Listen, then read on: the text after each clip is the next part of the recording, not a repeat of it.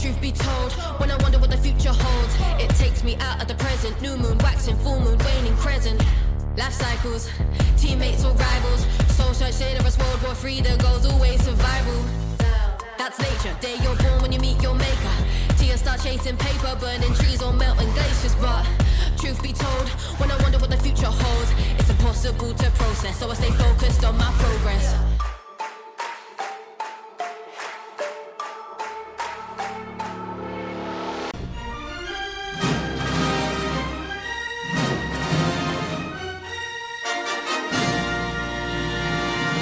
Welcome back to the Triple Captain podcast. It's your boy Hots. What's good, people? That's a hat trick for me now. 3 game weeks in a row for the year. So the way I wanted to start. However, I'm not going to lie.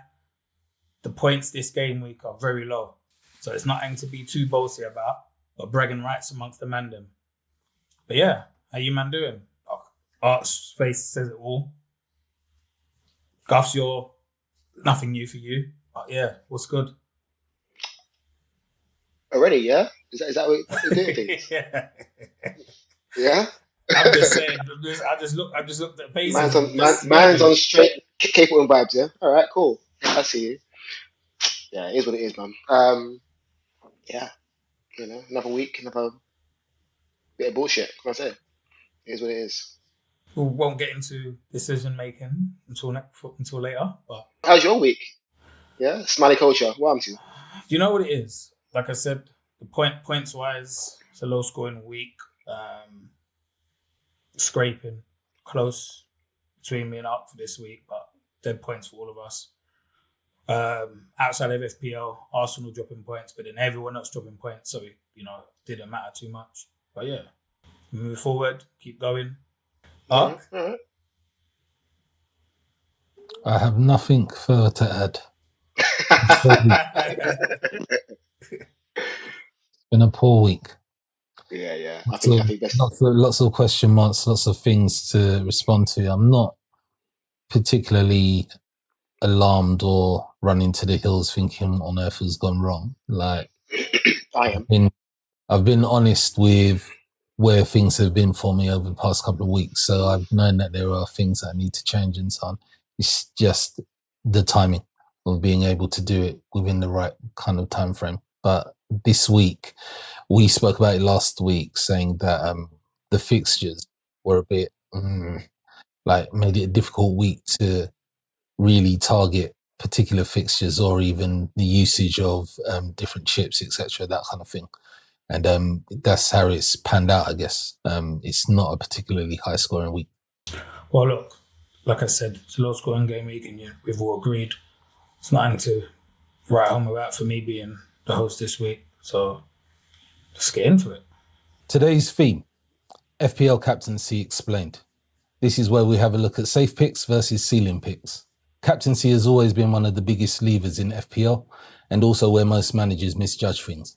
In this episode, we'll break it down. We'll look into how to approach FPL captaincy properly, balancing safety, upside, and context rather than just chasing hindsight. There are 4 main themes. Number 1, we'll be looking at when safe captains are actually the wrong call. Number 2, we'll also be looking into identifying genuine ceiling plays. Number 3 will be fixture versus form versus role and what matters the most when you're picking your captain. And the 4th one is captaincy mistakes that us managers make repeatedly every season. That's where we're heading with the show. We'll get back to that in a few moments, but now it's time for us to look at the team reviews from Game Week 22. I guess I'm the one to start this off, is it, boys? Is it me again? I kind of feel like I come on this show every single week, say the same thing week after week. It's becoming a broken record. And emotionally, this one hurt. I've got to be honest. Emotional damage. Then last week we spoke on the show, and I spoke at length about, being patient. And as the week progressed, I just thought, you know what? Turn the screw. Let's just go do wild card. Let's try and see if we get some momentum. And every time I try something different, it just goes against me. And it's really frustrating. But if we talk about what went wrong for me, it was the fact that my actual team that I had before the wild card got way more points than my wild card team, which is very frustrating, to say the least. So yeah, it's been a shocker for me this week. Not just because we got sort of like low points, which I think was around the whole entire sort of like between the three of us and most of the league, but the fact that I played a wild card and got such low points is almost a slap in the face really. Um, but look, you do a wild card, you make big changes. The hope is that you have that reflected across the whole 4 or 5 game weeks ahead. So hopefully this game week I can kind of get an uplift. Because the team was built for the 5 weeks, not just this week, just gone. So yeah, a bad week, frustrating. But I guess the only upside I can really take is that no one really left me behind this week. We all got pretty close points, so we move on. But yeah, very very frustrating. Can I ask a question? Yeah. Because I know last week you were talking about, as much as we spoke about patience around chip usage and so on, you did say that you were dicing between, do I go aggressive now or do I go aggressive a bit later on? What led to the thought process about going aggressive now? Was there anything in particular that confirmed it for you and you thought, okay, I'm going to hit the button? Or was it more just a general feeling you had? I guess the problem I had is that there were 2 players that I felt were going to have good game weeks that I didn't have, and it was Thiago and more predominantly was Ekatike. I think most people would have felt home to Burnley. That was a key game for Ekatike to do something. And I looked at it and I thought I could be exposed here, especially with Haaland having a tough derby game. Um, and that kind of was the big driver for me going with the wild card. And the funny thing is that I took out Verts, okay, to bring in Ekatike, and he got the goal. So it's that's how it goes sometimes. I had different variations of wildcard teams. At one point, I had Szoboszlai in my team, which I'm glad I took him out because he missed penalty. But yeah, I mean, I just as the game week sort of progressed, or as the game week got closer, I just thought, you know what, it's time to be aggressive. There's no point me trying to sort of like wait and wait and wait and wait. I'm so far behind. I've got to go early. So I just took the decision to say, you know what, wild card now, and let's see how it goes. And it went badly, and that's the game. Let me ask you a quick question as well. So our thing was last week about patience. Obviously, me myself, I contemplated doing an early wild card. I said it might be in the next couple of weeks on the last episode. Now you've seen that you not being patient didn't work out for you.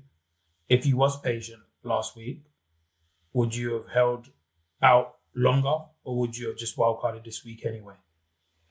So my strategy was really to wait until game week 24. So I've kind of pushed the button 2 weeks earlier than I would have liked to have pushed it. It's not the end of the world that I've pushed it this week. I was never going to hold on to it for a number of weeks anyway. So I wouldn't have pushed it this week. I probably would have waited until next week to push the button. I guess the biggest change would have been more who I would have put in my wild card, right? So there's people like Because Palmer. Chelsea, Yeah, Chelsea, right? Palmer, for example. Who's they got a got penalty. that run in 24 that a lot of people are waiting for. So that was Exactly. my point. Your Exactly. team had no Chelsea. Right. So like, not in a funny way, I'm expecting your answer to be yes, you would have been waiting, because the whole point of the early wild card, you explained you was trying to get upside, but you didn't. And now you haven't got no Chelsea players, and I'm sure you're going to want some within 24. So like, for a person like me and Ark who's got a wild card, if we take an early wild card, we're going to have Chelsea players. So then you're going to have to make transfers if you want Chelsea players. But anyway, Yeah. it is what it is, I just wanted to know, because obviously people are watching and they're going to want to know, like, do you regret it or not? And is it a thing where is that something you would do or not? Do you know what I mean? Yeah. Yeah, Game Week 22 for me, it was a bit of an eye-opener, but my eyes were already open to it anyway. Structurally, I was a little bit exposed. I know I was before we went into the week, and that was my biggest concern. I've now got minutes risks around some more players that I weren't expecting. So oddly, Semenyo played the full 90, which was one of the worries. But I had Gordon turn in another game where he didn't really get to 70 minutes and he didn't do anything beforehand. So yeah, from that point of view, there's a couple of areas that I need to tackle. There was also pep roulette with some of the rotation for some of the players that I've got. But the one upside for me was that James confirmed for me he played the full game, got his points, etc., and that's useful for me. But definitely still at the drawing board to get my structure to where I need it to be, because unfortunately the points for this week were not what I wanted them to be, and it's another red arrow. Is Gordon your main concern in your team, or you say structurally? Is it a case that you're looking to bust a wild card, or is it subtle tweaks? No, with regards to what I'll do around wildcard wise, I don't think that I will touch my wildcard until we're in the mid-30s, game weeks wise. So I have a plan. I have a strategy, as you know. I outlined it on here. I said that the ideal for me is to be trying to focus on 5 to 7 points above average on a weekly basis in order to start climbing. Unfortunately, for the last couple of weeks, I've got nowhere near that. So what that does is that identifies that there's a patterned structural issue. It's not just we've got variance or something happened in a game that, was just out of my control. Interestingly, my bench performed quite well this week, but I didn't get anything out of there. So there are a few more risky issues. So ultimately, structurally, what I want is to make sure that my midfield has got a better floor than it has. And then I can also work on some of what I've got at the back. So yeah, like I said, there's a good few things for me to have a look at. There isn't one player bleeding more than the other per se for me. I've got 2 or 3 that need attention. It's just how quickly I'm able to do that. For me, obviously, I've got a bit of life with the bragging rights for hosting, but in reality, I was a bit disappointed too in my team. I've mentioned about the captain in the first game, and when Haaland did nothing, I was disappointed because I was thinking, I should have done Rodgers. And I remember Guffs was talking about Rodgers last week, and I was thinking, no, he's gonna get points of Rodgers. I'm pissed. I should have done it. I was contemplating switching last minute, but I didn't want to go against Haaland. And then it didn't matter because you didn't go for Rodgers, you went for Katike, and none of them did anything. So in reality, it would have made no difference. I think when I look at my team, I put in Calvin Lewin and Thiago because I wanted to have options up top, because I think most people are going for the cheapos up top, and I thought, no, I'm not going to do that. And they did nothing for me. It is what it is. I said last week it's a long-term plan of getting players in that I want to keep long-term. But in reality, I also want to contemplate doing an early wildcard. Now, I say that to say this. My defence is what saved me this week. Like, if I didn't get the clean sheet from Hall and my double from Arsenal, not only would I have not been in the hosting, but I would have been on atrocious points. So, I'm sort of in a situation where I'm like, slightly just want to do a wildcard, just to do my wildcard early. And I've been umming and ahhing. I've had some thoughts in my mind as well. I'm actually going to tell the truth, yeah. I've actually thought, if I was to put some of these City men in now, before they're, like, for example, Gay, he's in my team already.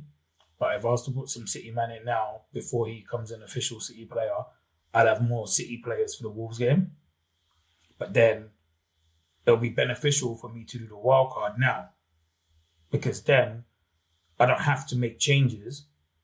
Because, if you've got more than 3 City players, your next change has to be one of them out. No matter if your goalkeeper's injured. doesn't matter. You got to get one of your City players out first before you can deal with that position. Mhm. So I was thinking, if I did my wild card in the same game week that I know I'm going to have more than 3 City, I can hold out for a good few weeks and build up my transfers anyway. So by the time that I do need to make a transfer, I can just take out one of them City man and do whatever I need to do. So that was an option for me. But I don't know if I can do that. But just looking at this game week, it reminded me of what we discussed last week, especially no punt at you, Guffs, but especially with what happened with you, that if you do your wild card and you just react, I'm not saying you did it for motion, but eagerness, or not the keyword we used last week is patience, it might amount to nothing anyway. And it sort of put me in a situation where I'm like, you know what? I'm not doing a wild card this week. I'm not saying I won't do it in game week 24 because I think that's a good period to do it. But if I don't, I'm not going to do it this week. And I'm just going to be patient. The only thing that I would add or mention to that is the reality of any decision that we're making FPL wise. You kind of need to just make sure that you've got confirmation. That's all. Whatever your criteria is for that confirmation, but you need to have confirmation. So that's what takes you away from just chasing the game week, right? Or saying that, oh yeah, I'll attack this fixture or that fixture. But you need to look at it. So for instance, with Ekatike, I didn't captain him because I thought, well, we've got a situation with Haaland where the majority will still go with him. But my one concern or my worry with Ekatike is that he's a high volume striker. He's not very efficient. So, for instance, we know Liverpool ended up like 41 shots, right? And you would expect your striker got a lot from that. But he hardly got anything on target. And it's just one of those things. But sometimes you just need to have confirmation before you make a move. To your point, Hots, where you're saying, well, I could do this, but that's only going to look after me for now. What am I going to need to do at this point or that point? Which is another thing that we talked about last week, I guess. I think more importantly, this season, because of everything that's going on, it's about captaincy. Captaincy has always been important within FPL. But I think more so because of the fixtures and because anyone can beat anyone and any team stepping up, even when they've got a bad, like you said, you use Wolves. Let's use them because they're bottom of the pile. They've been playing impressive recently. So you just got to get the right captain every week, and that's how you're going to close the gap on the people above you. Hence why I tried to go against Haaland 3 times in a row, but then it wasn't working, so I backed out. But Haaland still ain't done nothing for a further 2 games, so I should have kept it going. But I just didn't want to. I just knew he might click at some point. And obviously, this week is the time when I definitely don't want to go against him. But, there's other, maybe Wolves are playing well, they might continue it. And also, there might be other City players.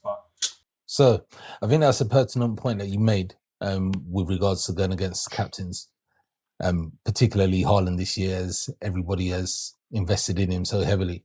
So I guess that brings us around to our first theme, what actually makes a safe captain.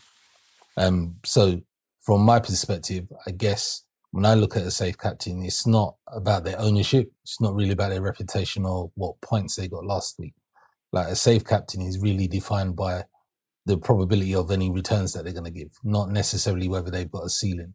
So like the profile that you could think of for that is like somebody that is guaranteed 90 minutes. Like, that's the expectation for it. Their primary goal threat or their goal involvement is many different routes to goal. So they've got penalties.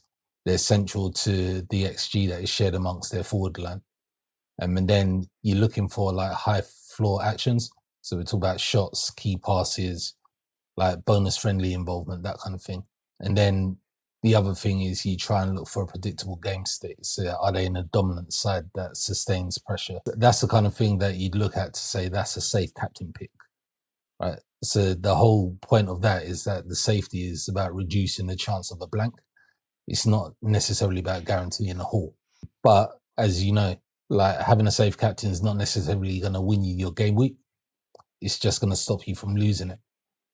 So the biggest question for us is that how all of you would define a safe captain? And when are the times that you would go against it? No, I disagree with you actually. But to me, my definition of a safe captain is someone who I believe most people in the game will captain. Because ultimately, what you're trying to do is make gains on those above you or those around you. So it is a simple kind of, for me, it's looking at it logically and thinking, okay, I think most players are going to pick, well, Haaland as captain. So that's the safe Mm. play. So going against Haaland is the risk move. It's not really necessarily based on projections or points. It's simply with a view of, okay, if Man City are playing at home to Burnley and people got triple captain and stuff, I've got to make sure I cover the likely captain everyone's going to go with. So it's just really trying to ensure that my captain choice is either going to keep me with the pack or is geared towards trying to make gains in the pack. That's always my thinking. And at this point in the game, for me, I'm obviously on the second end of that scale because I'm trying to make gains. It doesn't make any sense for me going with the safe pick because I'm way behind, right? So So how is that working for you and for everybody else? Not going with the safe captain. it's a strange one because I mean I think the last 5 weeks, you know, Haaland hasn't been firing at all really. Um, so it's got to a point now. Is he now the safe pick still? You know, I think we all expect him to eventually turn the corner. Um, Based on the logic you gave, he is the safe pick, right? he's a safe pick, but I think there are people that are start. I think the crowd are turning a little bit. I think there are percentages of people that are captaining Haaland. For example, this game week, if you look across the sort of the 20 game week so far, particularly during the middle period, Haaland's ownership in the captaincy has been quite high. It's been in the 40s, the high 30s, consistently. In the last few game weeks, he's sort of dipped off a little bit. So I think that the tide is turning. I think You're arcing into the other part of what we're talking about. But remember, we're focused on the safe captain pick at the moment, right? So what you're saying is for you, a safe captain pick is just one that is going to be highly owned. But obviously, before the deadline, we don't know how many people are owning a particular person for captain. So how do you look at it for the profile? Do you just go off of what you're seeing online, or is there another way that you see things? I think it's a combination of a few things. You got to obviously judge the week, right? I think there are some weeks where it's obviously going to be, for example, this coming week, obviously Haaland's going to be the high pick. I think most people are going to pick Haaland against Wolves at home. Um, so to me, that is just a logical kind of assessment I'm making for this game week. That Haaland will be the safe pick and people will go for him. There are other weeks, of course, where it's a little bit up in the air. When you've got tough games and obviously maybe there's someone, particularly got a home game with someone easy. And in those instances, I'm looking at kind of various streams. I'm looking at kind of some news that are sort of circulating over the coming game week. Um, I'm using my own sort of like judgment in terms of picking where I stand. But most weeks, I think last year Salah was the safe pick for most of the game weeks. Um, but for this sort of season, most game weeks, Haaland will be the safe game week pick. Um, so it doesn't really take a lot of working out to come to that assessment. For me, I just think it's about covering the majority for safety, as Guff said. But I've got my own little thing as well when it comes to that, which is MMF, or should I say MFF, which would be minutes, fixture, and form. So I'm looking at safety, and every week it's Haaland is the one when he was in form at the beginning of the season. There was go against Haaland, you're gonna be sorry. And at the point when I started to think about MFF was like, okay, he's got some tough games. Now it's about minutes, form, fixtures. And I tried to go against him, like I said earlier. And even though I was right to go against him because he did nothing, Nketiah did nothing. Or he got an assist. Instead of getting a couple goals against teams I thought he would get a couple goals, he only got an assist.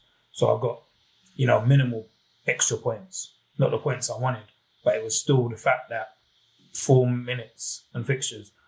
there's a couple of times when I considered going Harry Wilson and I didn't, and I regret that. So sometimes form, like I said, MFF, minutes, form, fixtures, that's what I would use if I'm going against being safe.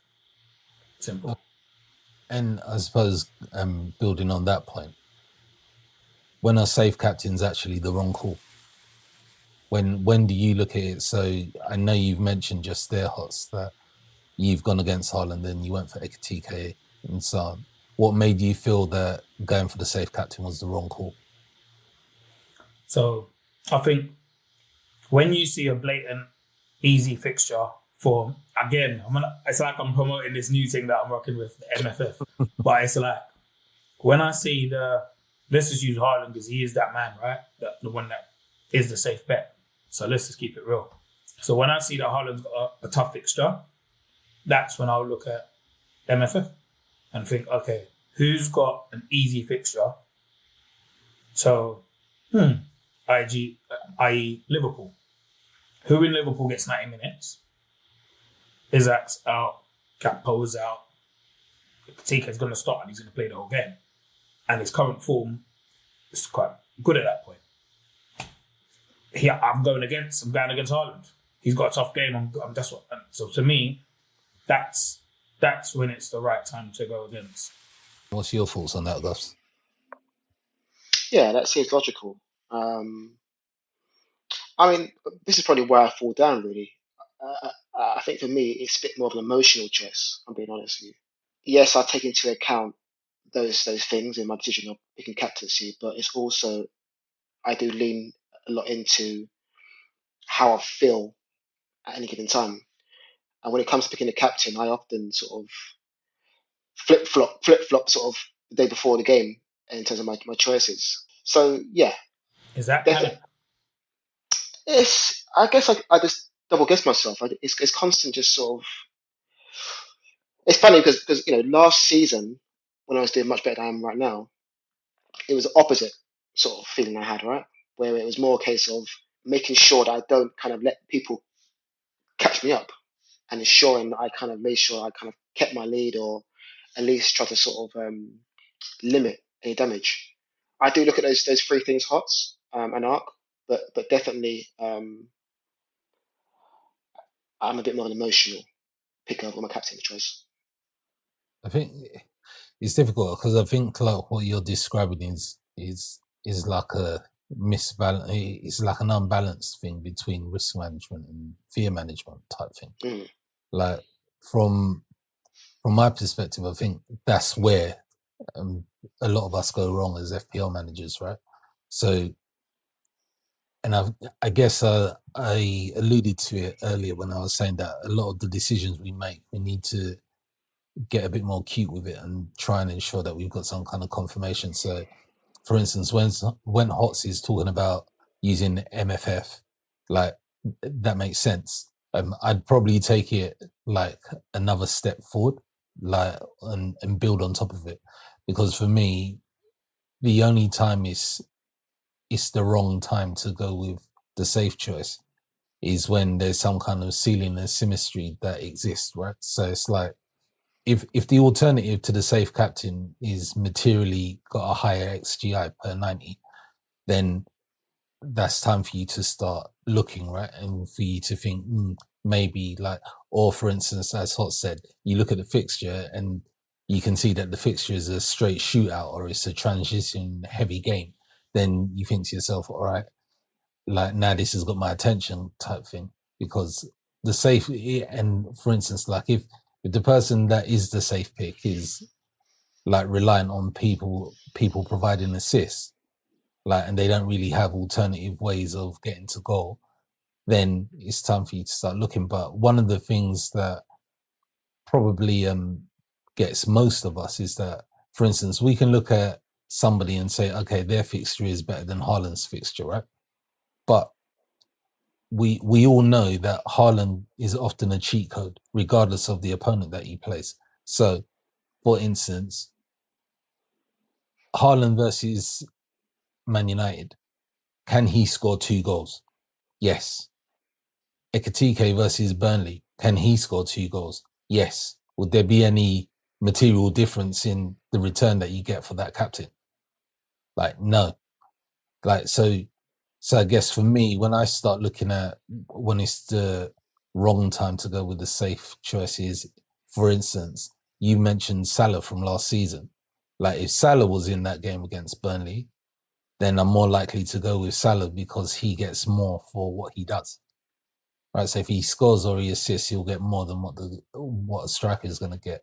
And likewise, he's more bonus friendly than Haaland is, for instance. So when you do that, you start looking at it and you say, like, if the two players have got like the same probability of returning, then like it's not a good look. It's not necessarily the best time for you to go against a safety option. It's just, that's like a mirage, right? Like, it's good to go against that safety option when, for instance, you've got a midfielder or you've got a scoring defender. So I know that people have gone with Gabriel as captain sometimes this year. Right now, obviously, that's a big call. But then he's hauled for people where he's got his DEFCON, he's got himself a goal, and he's got the clean sheet. So I guess when we look at things, that's probably how you need to start looking at things if you are going to go against a safe captain choice. Sometimes when I look across the sort of streaming platforms, I look across kind of convos around picks for captaincy. They don't really cater for people who are bottom of the bunch, right? The guys who are way behind. Most of these streams are catered for people who are kind of in the mix or up high in the league and try to make small gains. And I think that um, this is where, the captaincy choice for me becomes more of an emotional thing, right? Because um, yes, it's important to look at the stats, look at the XG, look at the XA, but there comes a point where if you're really, really, really low down in the league, that kind of goes out the window. And you have to sort of play the game in a way in which you have to almost predict where the new flow is going to go. And sometimes that's not going to be supported by data. It's going to be a whim because that's the only way you're going to make those big gains on the people that are playing the game safer, right? So I Yeah, but think that's work 2 times out of 10, right? Like, you need confirmation. Like, if you're really Evidence is in the pudding, right? if you're Like, really no disrespect, but like, it's not working for you. So like but going off the whim, but you're going. yeah, no, you know what? Make the point, Hots, because I do think that's right. Like, you can't go for whim. Like, it might happen once for you, might happen twice. It ain't gonna happen 3 times. Ain't gonna happen no, 4. I'm not suggesting you do it every single game week. I'm saying there are points in which you kind of have to really make that decision to what am I trying to do here? Am I just trying to just go with the status quo? Or am I really trying to take a big risk and in a hope that and it's a big risk reward thing, and I accept that we're making that choice, right? But um, But you yeah, gotta have information if you're at the bottom, right? You can't just go with vibes. Like, it's got to be that you confirm that, okay, this is a half sensible move for me to do. Otherwise, you'll end up being grounded in the bottom. We can all want to chase and things like this, but it's like I was saying, it becomes a mirage, right? Like, you think that something, you can convince yourself, right? And that's more the fear factor and you not wanting to be bantered, that kind of thing, right? But does it really make sense to make that move? When is it the right time to go against a safe pick, right? So then that's what I mean. Saying going on a whim, I guess if it's a time that you think going off a whim is a time to do it, then that's your opinion, isn't it? That's fine to have as well. Everyone plays the game different, and that's why there's 3 captains here or managers here. So I guess everyone's gonna have a different approach. So if that's your approach, that's your approach. But I think the only time for me personally to go against the safe bet is when the fixture's right. Your person you're going to go with is in form, and he's a person that gets the minutes. Going off I fancy this guy today, you're going to live to regret it if it goes against you. If Haaland gets a hat-trick or gets a double and then your player does nothing because you had a little feeling when you woke up in the morning, and it's mad. But can work. Like you said, it can happen maybe 2 in 10 times that you just get lucky. But it's got to have something behind it, and it's just like pointless. I wouldn't want to advise people to do that, and then they come looking for you at Guffs on the ground. But yeah, if we are going against a safe captain, like what would we look at and say defines a genuine ceiling play? What type of player would you look at and say, okay, yeah, they're a bit of a risk, but what I can get from going with this player outweighs me going with the safe pick? I think for me, there's two things. Again, it sort of comes back to the same thing as MFF, but if you're being a bit more tactical with it, we are talking about Haaland, so let's not beat around the bush. Then I'm looking at a defender gets defensive contributions, a midfielder gets an extra point for clean sheet. So when I'm looking at MFF, I'm looking at who's in my midfield or who's in my defence that has that easier fixture.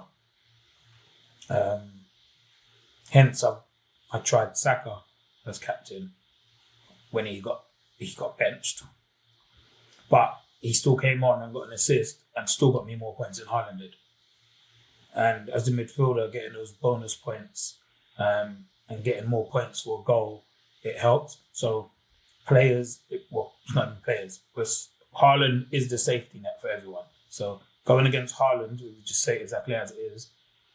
If you can find a midfielder or a defender, that's going to give you more upside if it works because of the potential bonuses, the extra points you'll get from that player, and the extra points you get for the goal. But yeah, what about you guys? What's your view? Yeah, it's hard to disagree with that.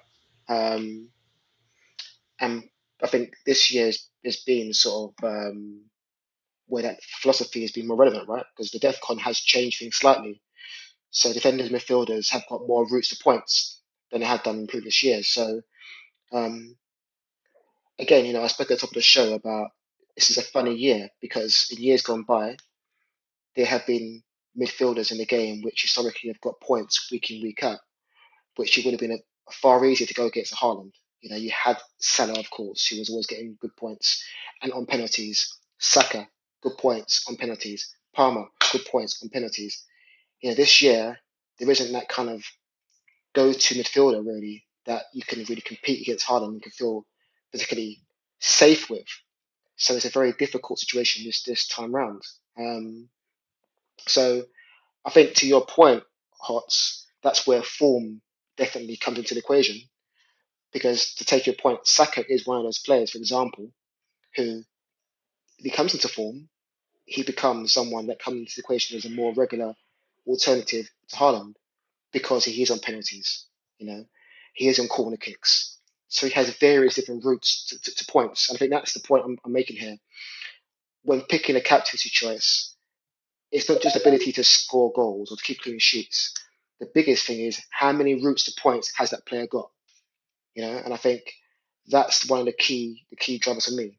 When I look at players, you know, which is why people like Rice is always an example because Rice is obviously very good at set pieces, can take corners. Arsenal are very good on set plays, so yes, if he gets a goal, fantastic, but there's a good chance he's going to get an assist from a corner. You know, he's very good at getting DEFCON points and the 1 point for potential clean sheet from Arsenal. So these are the things that really kind of come into my thinking of going against a safe pick and picking someone um, who maybe isn't as highly captain that week. Yeah, I'd agree with you. I'd also say that it's a really great point when you mention about the fact that we don't really have many go-to midfielders this year that we can rely on. And even the point that you make about Saka is becoming more of a risky player to own because of the routes to goal. So he doesn't have penalties. The reality is Arsenal don't win that many penalties, but he's not on penalties anymore, or it doesn't seem as so. It seems like there's more of an option. They used to share penalties around quite often anyway, but we've got somebody else in the mix that also does that. having multiple routes to points definitely is a big one. I guess as well, the other thing that we look at, if you bridge back to Hotz's point about minutes, fixtures, and form, it is the fixture. I don't know how much people put into context that part for decision making. So you really do need to look at the opponent and the vulnerability they have in specific zones, right? It's not always going to work out. So for instance, Wolves, we know historically have conceded a lot from the wide areas. However, as you've outlined, since Edwards has got in place, they've become a bit more stable. And to be brutally honest, Newcastle didn't look as though they were going to score at any point during their game over the weekend. But the play beforehand would have been that you could comfortably hedge some bets around Barnes or Gordon being able to put away a chance. So again, could have been an alternative pick. The other thing is, I guess you look at the game states, volatility, and early goals can change matches entirely, right? So you have a look at it, and if it's one of those games where you think both teams are going to score, then it's one for you to start looking at. But I guess the point is that if you go for a ceiling play, it's not going to look comfortable, right? It's going to be one of those ones where like the ownership of that player isn't great. It might be lower than what your safe pick would be. Like recent returns might not necessarily be like following up with the data that they've got, right? And then the narrative might not have caught up. So, they're never going to feel safe beforehand, but they're always obvious afterwards, right? Like, so I think like earlier in the season when Ekatike got a double or whatever not, I know that I, like many other people, was just like, oh yeah, this guy, I could have picked him, because I think it was a time where Haaland blanked as well. Building on what you've been saying, Hots, the MFF scenario, the only thing that I'd add into that is the actual role of the player that you're going to pick, whether it be safe or whether it be the person that isn't safe that you think has got some upside. Like there should be a hierarchy that you go with. So the role of that player. So sometimes we know we might pick a player that he's scored a lot of goals over the past couple of weeks, but actually when you look into it, a lot of those are penalties or he scored a few free kicks, etc.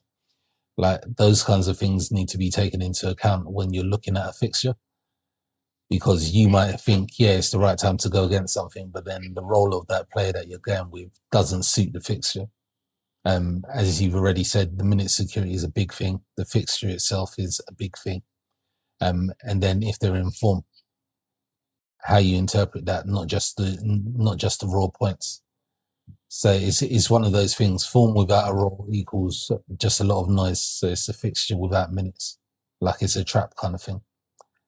But captaincy mistakes in general, they aren't really caused by bad picks. They're caused by looking at the wrong variable and weighting that the highest. So that goes back to what I was talking about earlier when you was mentioning, Guffs, that sometimes you will go with like a feeling if you're in a particular position. And that's what I was saying about us being able to convince ourselves that we're making the right decisions sometimes. If we look at things like what captaincy mistakes people make every season, shouldn't be a real difficult one or anything earth moving that we're saying to people here. Often the mistake that happens is people are chasing last week's points. And often we overrate expected ownership protection, right? Where we start thinking that high ownership means that we've got some safety, right? Again, ignoring the way that goals are scored and then assuming that all the good fixtures are equal. Remember that we've spoken at length a number of times on the podcast about the fact that the fixture ticker isn't necessarily the guidance for people that they think it is. Remember that the fixture ticker is also based on historical data. It's not necessarily based on what's happening in the real world right now. And those are the mistakes that really happen. So most captaincy mistakes, they're not really tactical. It's an emotional response to something that we thought was logic. One of the points that I failed to bring up earlier on in this discussion is about sort of one of the measures that actually have in the game, which is projected points over the next sort of 4 or 5 game weeks. And if you look at sort of next sort of 5 game weeks in terms of the projections that FPL are given, Haaland actually is the fourth highest person over the next 5, which is quite interesting actually. So how much value you put into that is up to you as a player. But I think Hugo Ekitike is at 6.3 per game, and I think Haaland's down to like 5.8. So to your earlier point, you can make a case if you want to go against the obvious choice of Haaland, particularly if you're in a position like I am.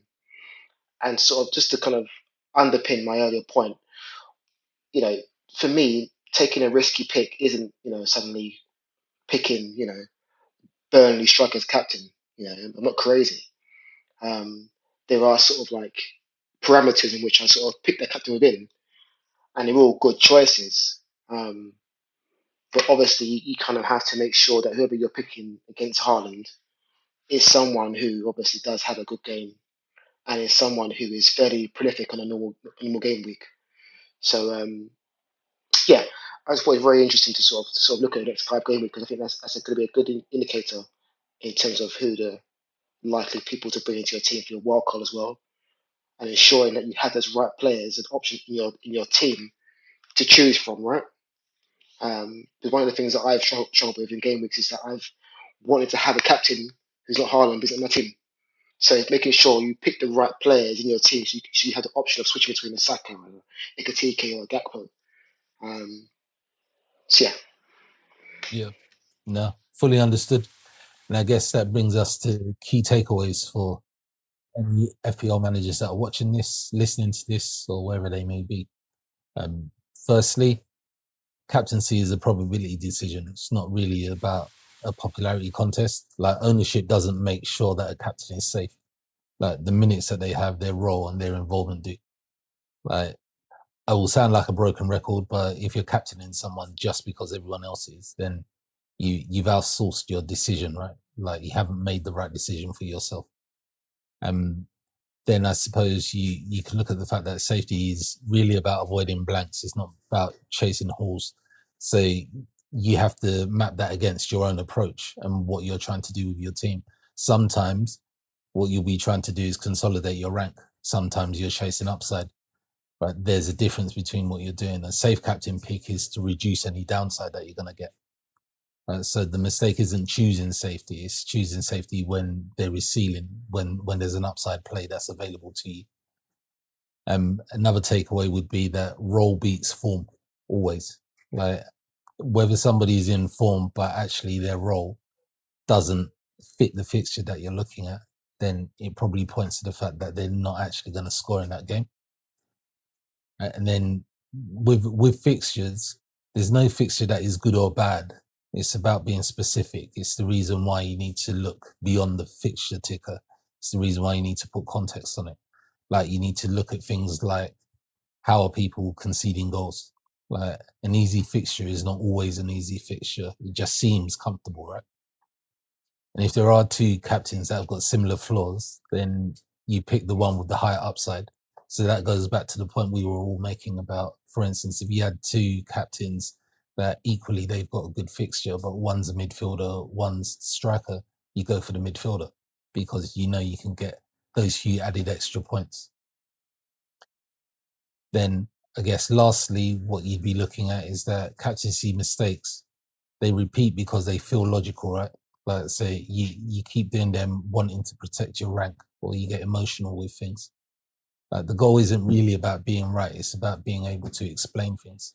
Thinking managers choose their captains. Copying managers are the ones that hope. Take from that what you will.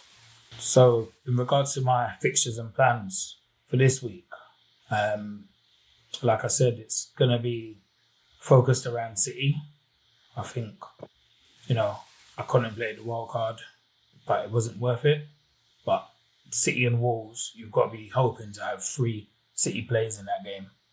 I know some people were concerned about Foden, but it's been confirmed that he's got hand protection, so he should be playing. So yeah, for me, my plan still is to make sure I maximise on the City boys, because I think they've got to bounce back. God knows what's going to happen midweek and who gives a F. But the reality is they need to bounce back in the league. So I think Wolves should get battered regardless of the form they've been in. Another game that's interesting to me, being a gunner, is the United and Arsenal game. I think it's going to be very interesting. I think United did very well against City, and it's a must-win for Arsenal. Obviously, United are going to be going into that game with some confidence and new manager bounce. And I've got 3 players. So that's going to be 3 from City and 3 from Arsenal. The City ones I'm more confident in. But the Arsenal one, as much as United look good, I've got 2 at the back for Arsenal, and I'm expecting and hoping for a clean sheet.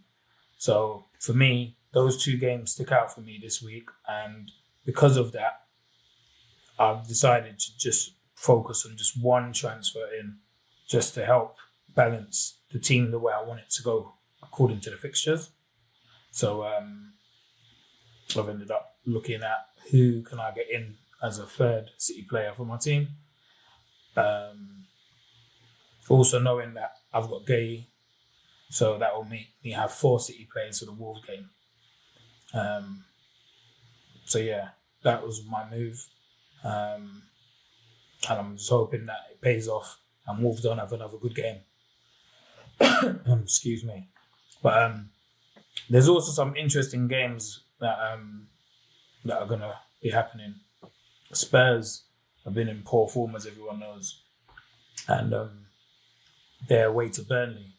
And I think that Burnley are going to give them a tough game. So for people with, Spurs players, I think that you might be thinking, Burnley are a weak opposition, but this game week, I think you should be contemplating either benching or going against Spurs. So I'll use you as an example, Ark. You've got the Spurs keeper, and I'm assuming you've got Burnley keeper. So that's going to be a tricky one for you to decide. But if it was me, I'll be going with Dubravka in goal over Vicario. So it'll be interesting to see what you do. But yeah, I just think that teams like Burnley, Spurs, West Ham, Sunderland, those games are a bit interesting because West Ham have looked a bit better recently, but Sunderland have maintained their form, and it'll be an interesting 2 games. But for me, I'm keeping it simple. 1 change this week, no minuses, and just getting to game week 24 and seeing where I am. I don't know what's best to do in this game, captain-wise, but I guess we'll talk about that a bit later. But yeah, I think one transfer this week. I think it's City player that'll make me have 4 as Gay's signed today. So 2 games that sort of are quite interesting and don't look necessarily sexy in terms of the game week fixtures. But Fulham Brighton is one I'm looking at. I brought Harry Wilson into my draft during the wild card. Fulham have been a very good home team. Brighton haven't been great on the road, although they've had some fairly decent defensive records previously. It's another opportunity for potentially Harry Wilson to get some points again. He seems to score a lot of goals at home, so that's what I'm looking at. Bournemouth Liverpool is also an interesting one for me because Bournemouth have been conceding a lot of goals recently. They've conceded 4s and 3s in recent weeks. Obviously, they've lost Semenyo, so they've lost that pivot guy that can kind of get them out. And Bournemouth play on the front foot. So I think Liverpool have an opportunity here to potentially catch them on a break with the pace they've got up front. So that could be quite a volatile game. In terms of my plans, I made a wildcard choices last week, so my sort of like philosophy is not to make any changes this week. I've already got the 2 Man City players already on my team, plus Gahey if he plays, which I'm assuming he'll be playing on the weekend. So I've got 3 City assets for this game against Wolves, to your point, Hots. So I'm pretty well set up for this game week. But it's another very interesting game week of fixtures wise.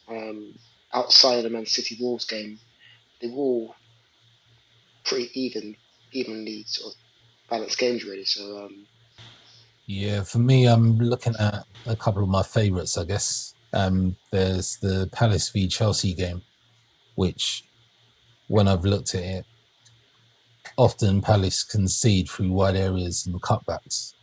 So it immediately puts people like Palmer on the radar. And then I guess secondary upside would be looking at João Pedro. But obviously Palmer's got different routes to goal as well. But for me, it's a confirmation game, like to see if Palmer gets through 90 minutes. And then I can start looking at whether he's really on my watch list for 24 and beyond. Reece James as well. Obviously, he confirmed to me last week he played, hoping to see that continues.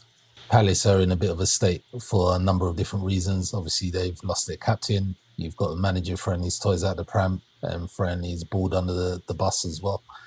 So they're just not in a good space, and there's rumours around Mateta as well. So I think Palace are slowly becoming a team to target. And then when I look at my old chums Newcastle versus my other chums Villa, interesting game. Newcastle are at home. We know what to expect from Newcastle when they're at home. They are going to be cut and bluster for the first half. And a lot of things will be dependent on whether they're able to breach Villa's defence between that. We also know that Villa are not exactly the strongest defensively. So I would imagine that this ends up being quite a high-scoring game. Newcastle's right side, they push up high and they recover late. But Villa will overload on that side. So anybody from the left, i.e. your Rodgers, etc., you'd imagine that there is some reward that he's probably able to get in that game. And then realistically, more signals, I guess. Like I said, Newcastle, they concede from speed and they're not really that balanced. And also they're quite stretched at the moment. So those are the areas that I'm looking at. Obviously, I have Gordon. The only thing that I look at is that the fixture will be volatile. So that's one for me to consider on whether I'm going to keep him on board.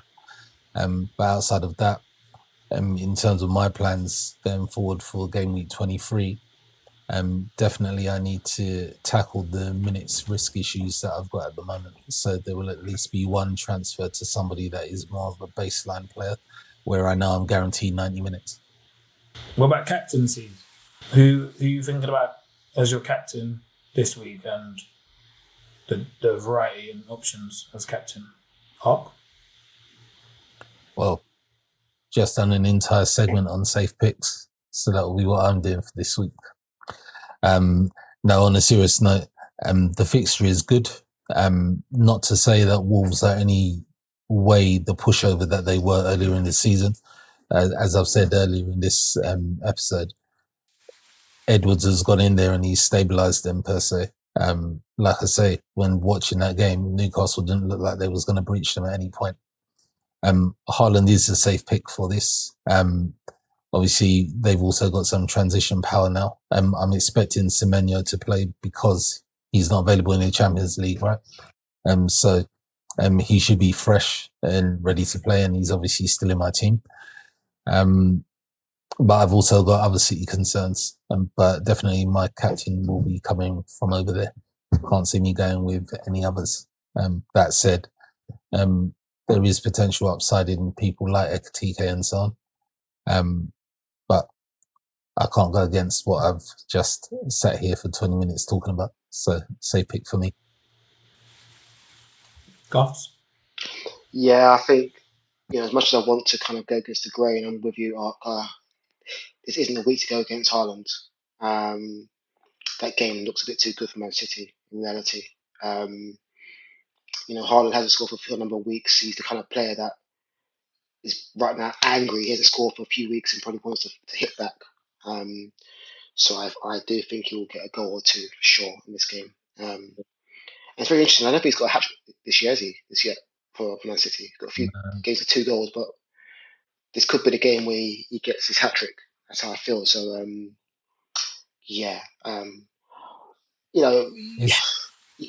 It's a tough one because I think Pep has mentioned that he's tired basically, and he can't wait for Mamouche to come back so that he can give Haaland a breather per se. But it's a tough one. I guess another alternative is Thiago, right? Because Brentford are at home. I think on the point of him being tired, just to kind of go on to that point as well, is that they do have an FA Cup in a few weeks' time, and also they've got the second leg, right, where they're 2-0 up against Newcastle. So I think there's opportunities for him to potentially rest Haaland going forward. But yeah, I mean, you can always look at this game because your safe pick Haaland, and obviously you got your alternative picks, and you got your your risky picks. But I would definitely say go with Haaland. He's the guy to go with this week, and it'll be a brave person to go against him. For myself, I'm gonna have 4 City players. Okay, he starts. And talking about going against Haaland doesn't make sense because he's everything about MFF. He's gonna get 90 minutes. There's not gonna be a rotation from him, and the form is pants. The fixture's right, so it's 2 out of 3. And in reality, if I'm gonna look at a game and I'm gonna look at the City players I've got, none of them are in form because City have not been in form. So if they're gonna bounce back, there's only one person I think is gonna be at the front of that, and it's Haaland. Semenyo and Foden are potentials that you could take risks on, but I'm not taking a risk this week. I'm just straight up Haaland for me, and that's that. And I think that will be one of the most highest percentage of captain choices for a long time, but everyone goes Haaland. But yeah, look, week flies by, and we'll soon know what's going to happen and see what the outcome is, and then we'll know what's what. Hopefully, all 3 of us have a better game week. This low-scoring game week was all round, but it wasn't a good game week. I want to hit some high points this week, so hopefully, obviously, everyone's going to have Haaland, so everyone may have higher points, but I hope for a higher scoring game week for all of us. Obviously, me beating you 2 at a minimum, so that at least I'm back in that, the hot seat. But yeah, all jokes aside. I mean, it's called the hot seat for it to us. Might as well call it the hot seat to us. You got that, yeah? Cool. Yeah, I got that. I call that. But yeah, I just look at it like this. I'm concerned about this week for multiple reasons. One, as an Arsenal fan, I think United looks good against City. 2, FPL, which is the most important thing in this episode for us and for me. And I'm just concerned that my other players, I don't want another game week like this, basically. That's what I'm saying. So let's just, no, I don't. It's doing my head in. I'm not used to being, I've said I want to start this year the way I want to continue. And yeah, okay, I've had a little bit of bragging rights between them and them, but I think this season's a difficult season, man. I can't lie. And I'm just hoping for it to come to an end this game week. I just want to have 8 players lick off out of the 11 for me and just give me a little boost. I want a big green arrow this week, man. But I've been pissed off. When I saw my bench this week, I was livid. Every one on my bench scored more than 3 people on my bench scored more than 8 players in my squad. And it's I don't want that this week. I need the right decision, and I think it'll be an interesting game week all around because I think no one's going against Haaland. There's a lot of template teams. Not much more to say on my side. Anything you guys got to add? No, it looks like we need to release you from whatever kind of prison you're in. You look very upset, bruv. So. You know what it is? It's mad because I just started to reflect, and as obviously we come to the end of the show, I'm starting to think about the game week ahead. And it just started, that FPL stress, and just started thinking, mate. Yes. I release you. Where? Until next week. Like and subscribe. Hit that bell. Always. Truth be told, when I wonder what the future holds,